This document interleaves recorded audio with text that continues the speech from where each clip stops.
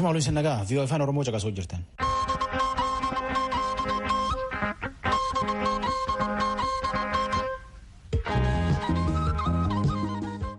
VOA afaan Oromoo wixataa jimaata galgal sa'aatii 2 akka sa'aatii 3 meetira baandii 22 25 fi naayil sa'aatii immoo VOA 24 irraa caqasuu jirtan.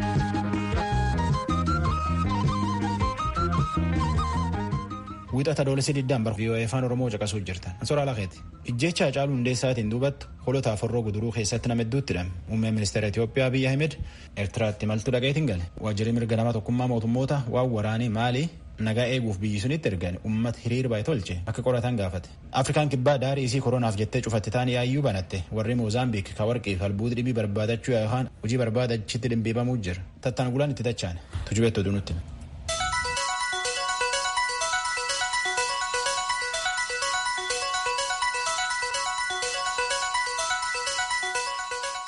Akka mooltan dhaggeeffatoota keenya oduun har'aaf qabnu kunoo. Dhaabii mirga namaaf falmu Amnesty International mootummaan Itoophiyaa namoonni siyaasaaf gaazexeessonni akkasumas namoota hiriira mormii waxabajjii 29 booda hidhaman eessa akka jiran battala akka beeksisu ibsa baaseen gaafatee jira. Naannoo Tigraay keessatti filannoo gaggeeffamuuf jiruuf qopheen barbaachisu godhamaa jiraachuusaa ittaanaa pirezidaantiin bulchiisa naannoo Tigraay Dr. Dabratsiyoon Gabra Mikaa'el beeksisaniiru. Dr. Dabratsiyoon haala yeroo ilaalchisee sabaa himaa naannoof ibsa kennanii jiran. Akkuma kanaan seera filannoo baasu, boordii filannoo hundeessuu akkasumas hoogganoonni koomishinichaa muudamuu isaanii beeksisaniiru. Hoogganoota koomishinichaa filachuuf uummati bal'inaan irratti hirmaateera ka jedhan Dr. Dabratsiyoon bifa milkaa'in akka geggeeffamu gargaara jedhan jechuudhaan Mulugeetaa Asbahaa Maqaleerraa gabaaseera. Muummichi ministeeraa Itoophiyaa Dr. Abiy Ahmed guyyoota lamaaf Eertiraa erga daawwatanii booda kaleessa Finfinneetti deebi'an. Akka gabaasa sabaa himaa biyya keessaatti muummichi ministeerichaaf jilli isaanii pirezidaantii Eertiraa Isaayyaas Afeworqii waliin marii geggeessaniiru. Marii sanbata darbe geggeessaniin pirezidaantii Isaayyaas Afeworqiif muummichi ministeeraa Abiy Ahmed fooyya'ina argameef danqaa waggoottan lamaan darban murtii nagaa seena qabeessaaf michummaa biyyoota lamaanii gidduutti irra ga'ame ilaalchisuudhaan bara 2018 mallatteeffame danqaa mudate xiinxalanii jiru jechuudhaan ministeerri odeeffannoo Eertiraa Yemaana Gabra Masqal Tiwiitarii irratti maxxansaniiru. Muummichi ministeeraa Dr. Abiy Ahmediif jilli isaanii piroojeektiiwwan misooma qonnaa kan naannoo Gaash Baarkaa jiru daawwataniiru. Innaa daawwannaa kanaa jila isaan waliin gamasitti imale pirezidaantii Isaayyaasiif aangawoonni mootummaa gameeyyiin argamaniiru. Yemaaneen Tiwiitarii irratti ergaa maxxansaniin jilli kun miseensonni tajaajila biyyoolessaa marsaa 33ffaa eebbifamuuf qophee isaan gochaa jiran daawwatee jira jedhan. Miseensonni hawaasa Itoophiyaa kanneen Los Angeles keessaa kaleessa ajjeechaa artistaa Hacaaluu booda hokkara ka'ee lubbuu namaa bade jedhaniif sagantaa dungoo qabsiisuu geggeessan.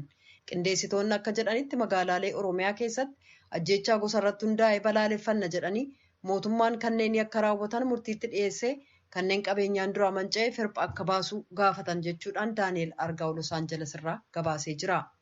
Hawwaannisi gammoojjii weerara marsaa lammataaf Keeniyaa kaaba gama dhiyaarraa gama Itoophiyaa gama kaabaa bakka hawwaannisni kun horee biyyattii gama dhiyaatti faca'uu malu jedhutti deemaa akka jiru ta'uu jaarmiyaan qonnaa addunyaa ibsa torban darbe baaseen beeksisee jira. Weerara duruu jirutti inni ammaa kun dabalamee weerara Itoophiyaa keessaa hammeessuu mala jedhameera. Ammaaf sadarkaa yaaddessaarraa ga'uu baatus battala hin to'atamu taanaan weerara hawwaannisaa kun miidhaa dhaqqabsiisuu mala jedhamee jira. Waajjirri mirga namaa kan tokkummaa mootummootaa humnootiin farra shororkeessummaa maalii hiriirtota mormii farra mootummaa irratti humna ammaa ba'aa gargaaramee du'uu siiviilota hedduuf sababaa ta'e akka qoratamu gaafatee jira. Gabaasaa Liisaa Shilaayin Jeneevaarraa ergiteef sora. Mansuuma waraan tokkummaan mootummoota biyyi waraanee oolmaaf bultee dho'u maalii eeguuf jedhee achitti erge. Dameen isaa forsaata jarbii nagaa dhowwuu eegaa jedhanii achitti ergan. Waraanni kun ammoo dhiyootan sun lakkiseetiin maaliitti warri hiriir bahe 14 fixeetiin 154 ammoo madees jedhanii himatan. Akka dhaabbileen mirga namaa jedhanitti waraanni kun hojii sila baheef nagaa lafaa eegu lakkisetti warra mootummaa himachuuf hiriir bahe fixuun oolu. Waraanni kun warra waan mootummaanis tolche himachuuf guyyaa 10 duratti hiriir bahe humna gati dabarseetiin hedduu keessa miidhallee keessa qorachuu jedhanii gallakkisan malee hiriir sun irratti nama 200 ol qaqqaban. Pirezidaantiin Maalii Bobakar Keita mootummaan isaa jeequmsa kana inum qorataa jedhee waada gale. In qorataa jechuun isa sun ammoo odeemtu koomishineerii mirga namaa tokkummaa mootummoota Liiz Torseef gammachuu guddoo. It's essential that all alleged human rights violations and acts of violence. Wanni nami miidhamee jedheetiin himate. Jeequmsaaf wanni hiriir nama baase. Ammumaan tana jabeessanii qulqulleessanii dhugumaan qorachuu malan. Abbaa balleessa qabulleen balleessa qabdaa jedhanii itti muruu malan. Minsuumaan dhaabii tokkummaa mootummootalleen waan waraanii isa namtolchee jedhan kana warra hiriir baay'ee waliin qorachuu jira. Akka jecha oduu himtuu tanaatti warri hiriir baay'ee hagi guddaani nagumaan hiriir baay'ee. Taatullee hagi tokko qabeenya abbaa qabu caccabsee kaballeessellee num jira. Maalitti gan 8 duratti bara waraanii milishaa islaamummaa lola keessi jabeeffachuunitti namkum hedduu dhumate. Keessattuyyuu maalii gama jidduu mobtii laf jedhanitti laf jarii humniti jabeeffachuunitti gochee lamalleen akka malee wala dhabaati. Bambaraa fi Dongon. Tokkummaan mootummoota akka mootummaaf paartileen mormituulleen harum qajeelaanii afaan qajeeloo walitti dubbatanii rakkoo biyyi isaanii dhugumaan falatan gaafate. Kan dhaggeeffataa jirtan raadiyoo sagalee Ameerikaa sagantaa afaan Oromooti. Hoogganoonni paartii Dimookiraatotaa Yuunaayitid Isteetsi kanneen kutaa Joorjaa keessaa kaadhimamaa kadu'aan boqotan miseensa mana maree Joon Luwiisiin bakka bu'ee filannoo sadaasaaf nama dorgomu filachuuf ol ga'anii jiran. Dubbiimtuun paartichaa akka jedhanitti dorgommii kanaaf namoota 131tu iyyate. Koreen filannoos namoota xumura irratti dorgoman 3-5tti calalee kan dhiyeessu yoo ta'u, miseensonni koree paartichaa beekamoon 44 nama kaadhimamaa ta'u filachuuf jiru. Namni injifate Riippaabilikaanii kataan Enjelaa Staantan King waliin dorgoma. Luwis marsaa 17f miseensummaa mana mareen kan tajaajilan yoo ta'u, bara 2016 mormituu isaanii garee Riippaabilikaanotaan wal dorgomanii sagalee 180 argachuun injifatan.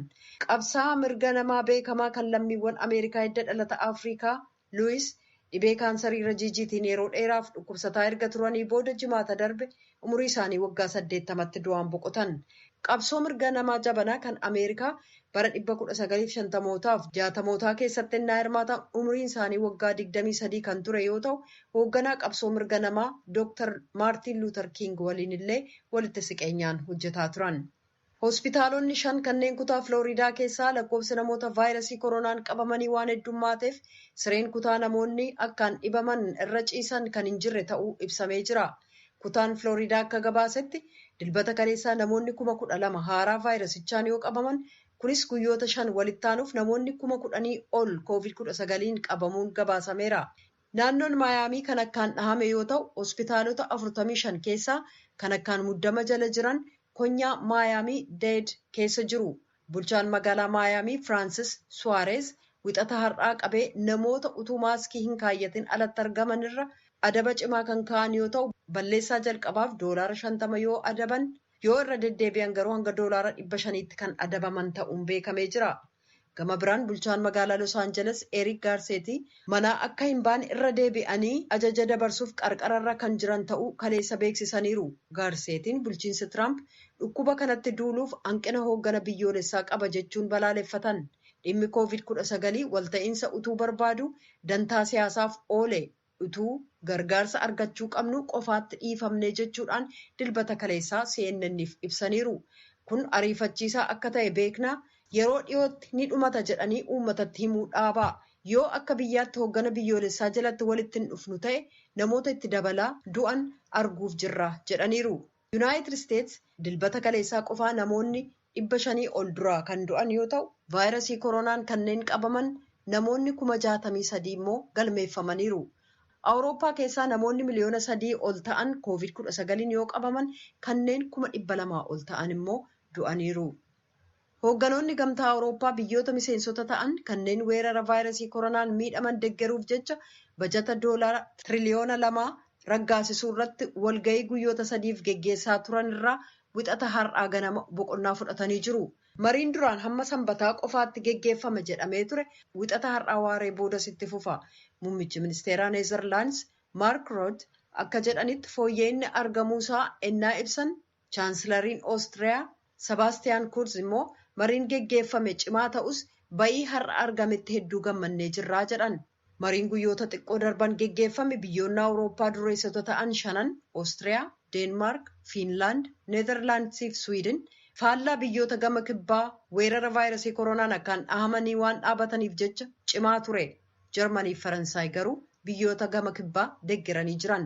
Kanneen gama kaabaa akka qaama waliigaltee sanaatti baasiin jiru to'atamuu qaba yoo jedhan, biyyoonni kan akka Xaaliyaanii fi Ispeen immoo haalli kun akka laaffatu barbaadu. Biyyoonni gamtaa Awurooppaa namoonni 135,000 sababaa COVID-19 kan duraa du'an yoo ta'u, kanneen keessaa hedduun Xaaliyaanii, Faransaayii fi Ispeen irraati. Weerara vaayirasii kanaa dhaabsisuuf mootummoonni hedduun uggura sochii kaa'uun dinagdee gamtaa Awurooppaa yoo miidhu, hayyoonni dinagdee akka tilmaamanitti waggaa kana dinagdeen Awurooppaa dhibbarraa harka 8.3 gabbu'uuf deema jedhaniiru. Oduun ammaaf qabnu kanuma.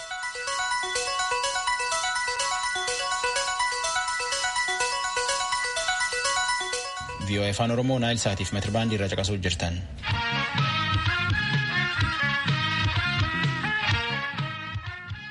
Akka dhaabii warra jireenya goomitta qabu barbaade haa to'atu. IOM jedhetti Afrikaan kibbaa seera koronaan to'achuuf biyyisiitti nama seenuu dhoowwatanii ammiyaayyuu lakkifte. Warri Moozaambiik biyyisuun dhufeetiin albuuda akka barbaadachuu fi akka malee itti yaa'utti jira. Liizaa Shilaainitti oduu erga jaalanne nutti. Daangaan Afrikaa kibbaaf Moozaambiik gidduu baatii bitootessa darbe cufame. Kun immoo maatii namoota albuudaa qotuun jiraatanii 28,000tti tilmaamaniif rakkoo dinagdeetti uumee jira. Akka duraanii gara Afrikaa kibbaatti daangaa ce'anii hojjechuudhaan waan argataniin maatii ofii deeggaruu hin dandeenye. Jaarmiyaan godaantota addunyaa yookaan IOM'f dubbi himaa akka ta'an Paul Dillon VOA'f akka ibsanitti waliigaltee biyyoonni lameen irra gahan namoonni vaayirasii koronaa qabaachuu isaanii ilaalamanii hin qabamin jiran hojii isaanii Afrikaa kibbaa keessatti itti fufuu danda'u ka jedhe ture jedhanii. The screening is conducted by the hiring agency and when they're screened as vaayirasichaan qabamuu isaanii kan qorachuu qabu dhaabbata isaan hojjechiisudha. Yoo vaayirasii koronaa hin qaban ta'e gara Afrikaa kibbaatti fudhatamanii dhaabbati isaan hojjechiisu guyyaa 14f adda baasee isaan kaa'aa jedhan. Diloon itti fufuudhaanis gareen inni jalqabaa kan namoota albuudaa qotan 500 of keessaa qabu waaltaa IOM kan naannoo daangaa biyyootii lamaan irra jiru keessatti qorannaan irratti gaggeeffamee deemsa kana keessa darbanii jiru jedhan. Waaltaan kun duraan kan baname namoota dhukkuba sombaan qabaman qoratanii wal'aanuuf ture. Dhukkubi kun immoo namoota albuudaa baasan akkaan miidhuudhaan beekama. Dilton akka jedhanitti namoonni albuudaa baasan kanneen biroo 3,000 torbanneen dhufan qoratamuuf jiru. Afrikaa kibbaa biyya dhukkubi COVID-19 akka hamaatti miidhamtedha. Jaarmiyaan fayyaa addunyaa akka gabaasetti namni 375,000 fi 500 vaayirasii koronaan kan qabaman yoo ta'u 4,800 immoo vaayirasichaan dhuman.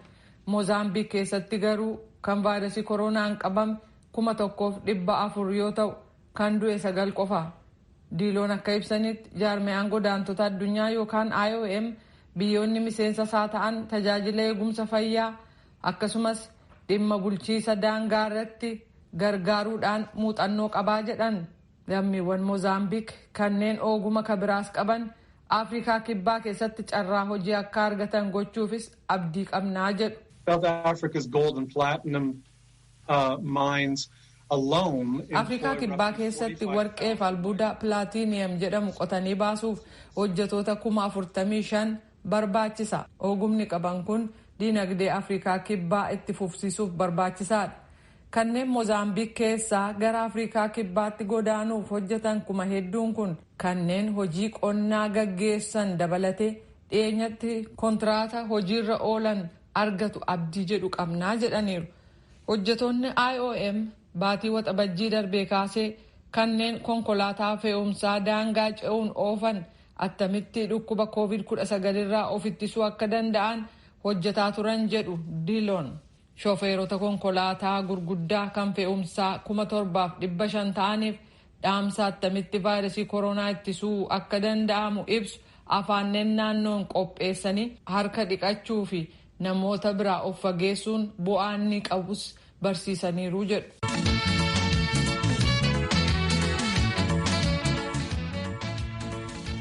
Eegee Hacaaluu Hundeessaa ajjeesanii asitti akka maatiif paartileen mormituu jedhanitti holotaaf horroo guduruu keessatti nama 100 caalidhaan bulchiinsi ammoo warra wanjala hojjaatidhaanii jedha. Naakor Malkaatti namni dubbise. Aadde Alamii Jaallataa godina Horroo Guduruu Wallaggaa aanaa Abbaa Icooman ganda Sulula Fincaatti abbaa warraa isaanii abbaa ijoollee isaanii 3 kan ta'an obbo Baanee Tamasgeen torbanoota 2 dura humnoota nageenyaa mootummaatiin qabamanii hidhamuudha kan dubbatan. Sababa abbaa warraa isaanii itti hidhamanii fi rakkoo maatii koorra ga'e jedhanis akkasitti dubbatu Aadde Alamiin. Adeematti halkan keessa humna adda waraanaatiin mana dhufanii rukutan kan itti ba'uu poolisiidha kuttubanii naan jedhan obbo Baaneedhaan barbaannaa jedhan inni gaafa itti gadi ba'uu itti barbaannee irraa harkatti ol kaasuudhani harka isaa ol kaasuu takkasannuma fudhatanii tokkanidha. Yeroo ganamaa poolis dhaabaa irratti poolisii barbaadii Oromoo akka seenaa waan hunda'uu dantaadha erga Oromoo taatanii yeroodhaan yookaan gana horii yeroodhaan baafutanii fudhatanii reessaan dhaqxan jedheen boruu barbaachisaa dhufaan jedhe. Hiriira tutubaasaa shanii qallabdaadhanii durumayyuusaa wanta jechaa turaniiru hiriiricha irratti marroo fi bilbiltee uummata faana walii quunnamsiiste jedhaniitu kan isaan qaban. Dhuguma immoo gocha kana godhaniiru abbaa warraa keessan. Inni guyyichuma kana manichuma iyyuu hin baane saditti baa ture dhukkubitti ta'ee tusiisaa ture. Mana murtiitti dhiyaatanii jiru abbaa warraa keessan. Dhiyaanne amma kunoo isa jimaa ta'een gaddaa immoo fudhatanii. Amma aanaa keessanii dhugaafii gaafatamne ammaatti baay'ee miidhamaa jirra nuti har'aa afaanitti kan hojjennee jiraannu waan ijoollee mucaa xinnoon qaba hojii sana immoo hojii dhiiraa jemmatti darbee hojjechuuf baay'ee natti ulfaata.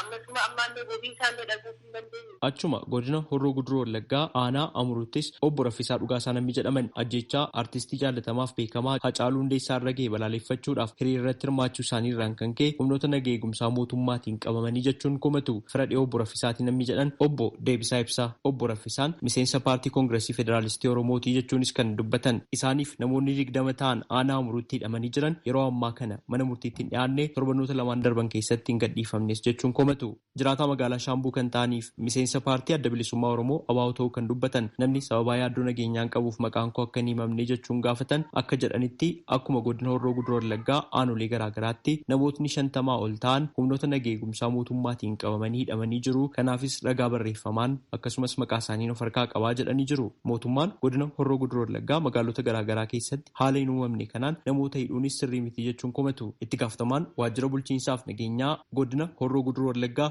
obbo Addisuu Fayisaa dhimma kana irratti yommuu deebii kennan akkas jedhan. Waan amma dhiyoo kana ta'e naannoo keenyatti wanti uumame hin jiru, balaan ga'ee hin jiru, qabeenyi badee namni sababa kana qabame jedhamee badii kana balleesse jedhamee ammatti nama dhaga'e hin jiru. Aanaan qabeera ta'e jiru. Aanaan sababatti qabee dhimmatti qabee qulqulleessee seeraan balleessa. Guduruufaattii jedhu nama jabeessaa taakka lafaa hojjetu hojjetaa mootummaa gabbisaa jabeessaa nama jedhamu qotee bulaadhaa jedhanii abaaboo guduruu aanaa jedhamu keessatti Jimmaa Gannatii keessattis akkasuma tajaajila akka taakkala gabayyoofaa jedhamantu qabamee jechuun kan isaan nutti himanii. Namni kamuu seeraa olimti seeraa gadi waan ta'eef bakka badii balleessatti sababa hojjetaa mootummaa ta'eef sababa hooggansa ta'eef sababa tajaajilaa ta'eef wanti hin qabamneef hin jiru. Haa ta'u garuu qabamanii yoo ta'e garuu dhimmi isaanii seeraan qulqullaa'aa qorataan achuma jira abbaan seeraa achuma jira waan ta'eef yeroo isaa eegee tartiiba isaa eegee deebii argata. Garuu naannoo Jimmaa Gannatiitti namni boombii waajjira poolisiitti darbuuf qabatee dhufe qabamee jira. Naannoo sanatti nama nagaa irratti balaa geessisu kana wajjin wal hidhatoo ta'e qaamni qoratu qoratee deebii itti laata. Haaluma wal fakkaatu godina addaa naannoo Finfinnee aanaa Olmaraa magaalaa Hoolataa keessattis namootni 50 ol ta'an humnoota nagaa eegumsaa mootummaatiin erga qabamanii hidhamanii torbanootni 2 darbaniiru jedhan. Torbanoota 2 dura hiriira balaaleffannaa ajjeechaa weellisaa afaan Oromoo Hacaaluu Hundeessaa irratti raawwatame balaaleffachuuf ba'ame karaa nagaatiin kan jalqabamee xumuramee rakkoon nageenyaallee turre jechuun kaasu. Miseensota koree paartii Koongireesii Federaalistii Oromoo KFO keessaa tokko kan ta'anii fi sababaa yaaddoo nageenyaa qabuuf maqaan koo akka hin caqafamne jechuun gaafatan. Warra hamboo warra gindabarati hamboo jaartuu walfaana warra karaa muukerii meeshaadhaa dhufu jiru miti. Amma kanaaf immoo karaa nakeen cufanii makiinaa dabarsaa footoo Hacaaluu guddisanii shaamaa qabsiisanii bitaan mirgaan dhaabatee boo'u. Namni qabeenya mootummaa qabeenya dhuunfaa tokko akka jedhee gureen jiru. Anuma kanaan dura ijoollee amma warshaa keessatti gaaffii mirgaa gaafatu gaaffii mirgaa uummanni Oromoo kaasu jiru. Isa kanatti wal qabatee isa uummanni Oromoo wallagga lixaa fi guddii irratti himaa jiru wajjin wal qabatee hojii dhabeessa wal qabatee dhukkuba koovidii kana wajjin wal qabatee rakkoo adda addaa yeroo adda addaa tuulamee jiru kun jira.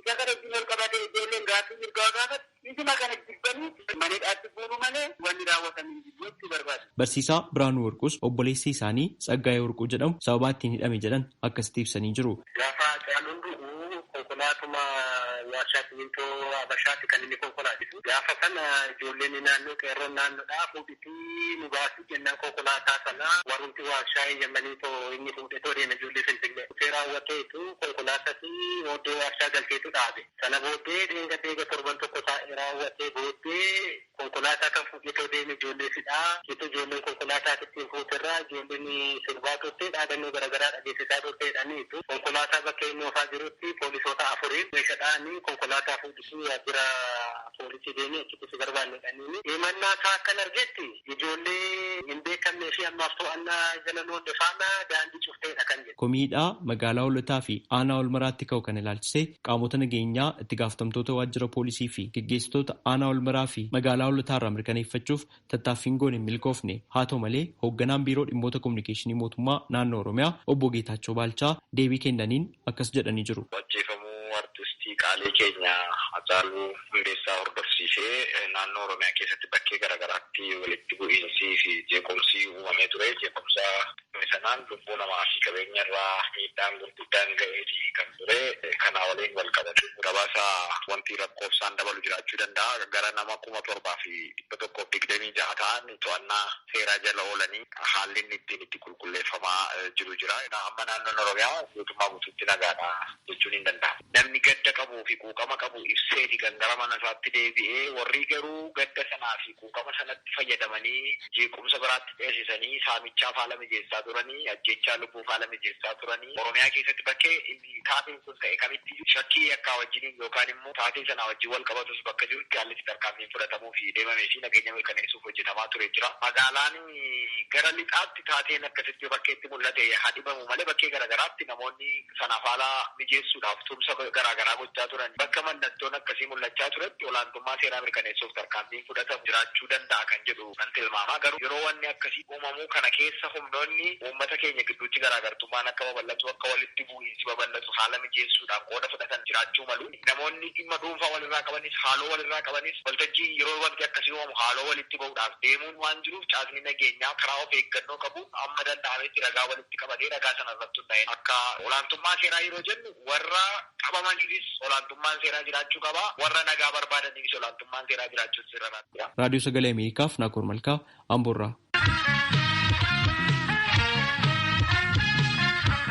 Vaayirasii koronaa kanaaf jenneetiin hojjettooti VOA afaan Oromooleen manneen keenya Waashingtan DC, Virgiiniyaa fi Meerilaandii oduu tan isanitti himuu jirru.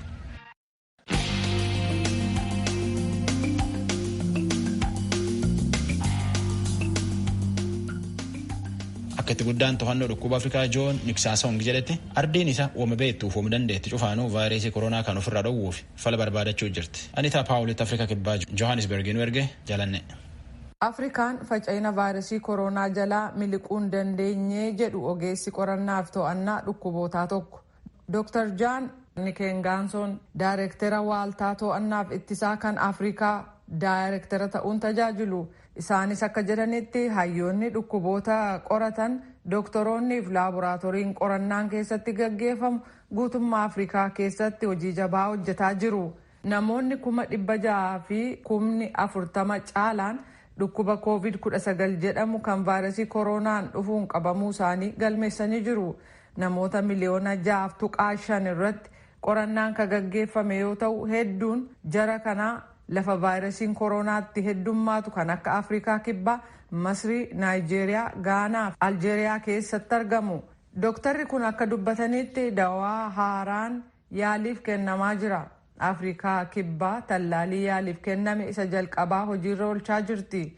Dhumarratti tallaaliin milkaa'e argamnaan biyyoonni Afrikaa dawaa sana ofii isaanii oomishanii ofii isaanii kan raabsan ta'aa jedhu.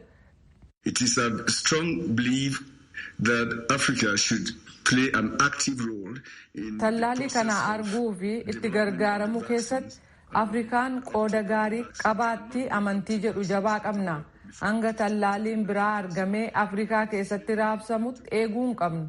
Kanaaf ardiin Afrikaa bifa qindaa'een qooda keessatti akka fudhattu gochuun tallaaliin yaaliif kennaman kana hojiirra akka oolan gochuun jajjabeessaa jirraa jedhaniiru. Kana malees jedhan hayyoonni saayinsii namoota qoricha aadaa beekan waliin dubbachuun maal gumaachuu akka danda'an ilaalaa jiran. Waaltaaleen ittisaaf to'annaa dhukkubootaa kan Afrikaa laaboraatoorii Itiyoophiyaa, Senegaaliif Naayijeeriyaa keessatti kanneen vaayirasicha irratti qorannaa gaggeessaniif deeggarsa gochaa jiru. Garuu jedhan duulli gaggeeffamu kan hayyoota saayinsii qofaan injifannoo argamsiisu miti. Ardiin Afrikaa maal gochuu akka qabdu kan ilaaleen Dooktarri kun ennaa tarreessan. We need to ramp up testing. We need to trace those who are infected and isolate them. Qorannaa namoota irratti gaggeeffamu dabaluu qabna.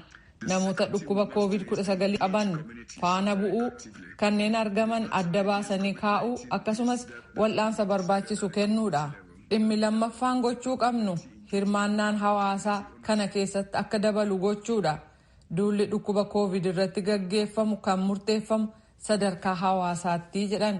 Hawaasa haala gaariin keessatti hirmaatee abbummaan gaggeessee deebii ittiin kennu taanaan namoota COVIDiin qabaman sirriitti barree wal'aansa barbaachisu kennuu hin dandeenyu jedhani. Dhumarratti biyyoonni Afrikaa keessaa hundumtuu imaammata addunyaa maaskii kaa'achuu yookaan funyaaniif afaan haguuggachuu isa jedhu hojiirra akka oolchaniif gaafanna ka jedhan Dr. Nikangaason yeroo manaa baanu bakka namni hedduun jirutti hundi keenya maaskii kaa'achuun dirqama imaammataan lafa kaa'amee jedhaniiru. Dooktarri kuniif aangoonni Afrikaa kibbaa qorannaan dhukkuba COVID-19 qabamuu baruudhaaf gaggeeffamu fooyya'aa akka jiru ibsanii kunis lakkoofsa namoota ilaalamanii dabaluu fi ariitiin ittiin gaggeeffamuuf ba'iinsaas ibsamu fooyya'uusaa dubbataniiru. Torban darbe Afrikaa keessatti lakkoofsi namoota vaayirasii koronaan haaraa qabamanii giddugaleessaan guyyaatti 17,000 ture jedhu.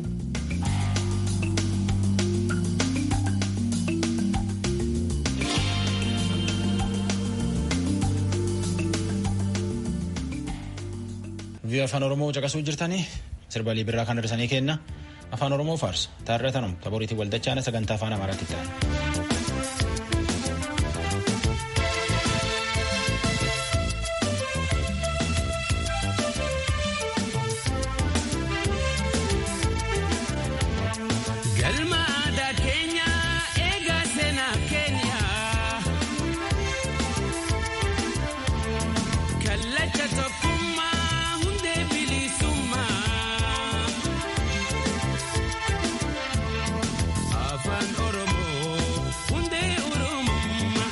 Afaan Oromoo hundee Oromummaa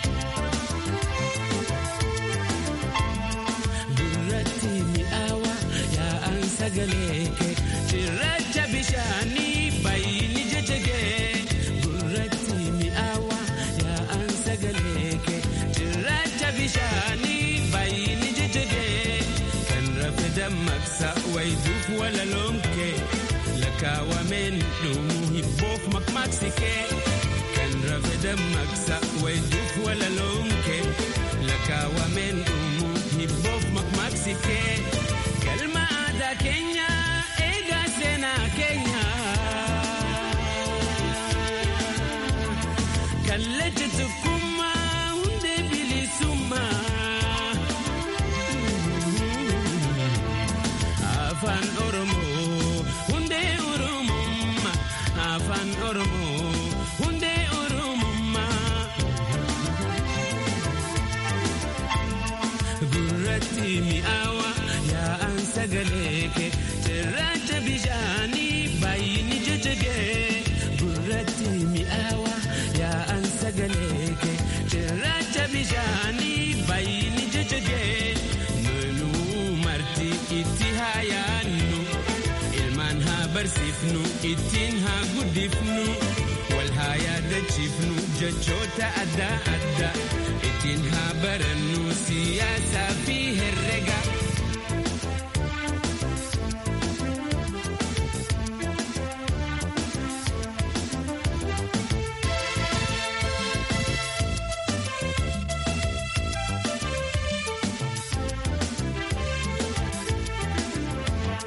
Galma aadaa keenya eegaa seenaa keenya kallacha tokkummaa hundee bilisummaa afaan Oromoo hundee Oromummaa afaan